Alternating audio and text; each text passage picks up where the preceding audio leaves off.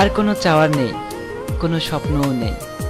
তোমাকে ভালোবেসেছিলাম, কোনো পাপ করিনি। কখনো চাইনি এতটুকু অপবিত্রতা আমার ভালোবাসায় দাগ কাটুক। আমার সমস্ত আস্থার বিশ্বাস থেকে তা রক্ষা করেছি, যার ফলাফল তুমি হারিয়ে গেলে।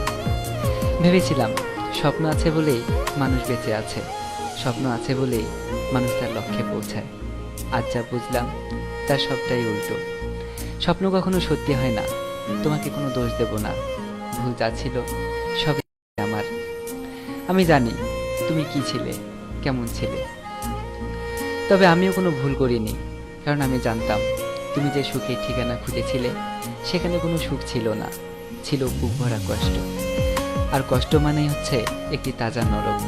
আমি জেনে শুনে তোমাকে সেই নরকে নিয়ে আসতে পারি না। এই যন্ত্রণা সবাই সইতে পারে না, তুমিও পারতে না। আমি পারি, আমাকে পারতেই হবে। কারণ কষ্ট নামের এই নরকেই আমার বেঁচে থাকা। কষ্ট সে যত বড় নরকই হোক না কেন, এর পরিধি, এর গতিবিধি এবং আচরণ আমি সব বুঝতে পারি। আমি জানি তুমি এটাই বলবে, আমি ধোঁকাবাজ, বেঈমান। কষ্ট হলেও সয়ে নেব, কারণ এটা আমার প্রাপ্য। আবেগে গা ভাসিয়ে দেওয়া যায়, কিন্তু খুব বেশি ধরে রাখা যায় না। যখন মুখ থুবড়ে পড়ে যায় তখন নিজে থেকেই এর কষ্টটুকু অনুভব করা যায়। আর এটাই হচ্ছে সেই নিষ্ঠুর বাস্তবতা। তোমাকে বোঝাতে পারবো না এতটুকু অনুতাপে আজ আমি কতটা পুড়ছি, কতটা যন্ত্রণায় বুকের ভিতর ঝড় বইছে আমার। যে মনের আকাশে আর কোনো চাঁদ নেই, চাঁদের আলোও নেই।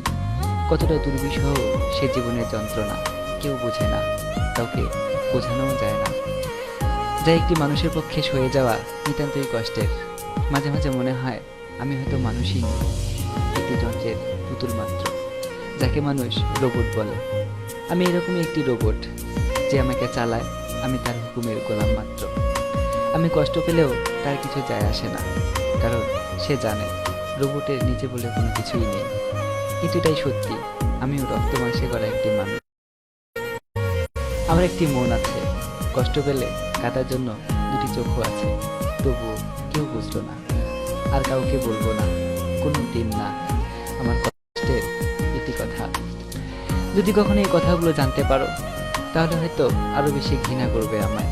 তবু যদি পারো প্লিজ আমায় ঘৃণা করো না, এই ঘৃণার মানুষটিকে ক্ষমা করো। ভুলে যাবে জানি, এই কথাগুলো শুনে যদি মনে পড়ে যায় তাহলে মন থেকেই মুছে ফেলো।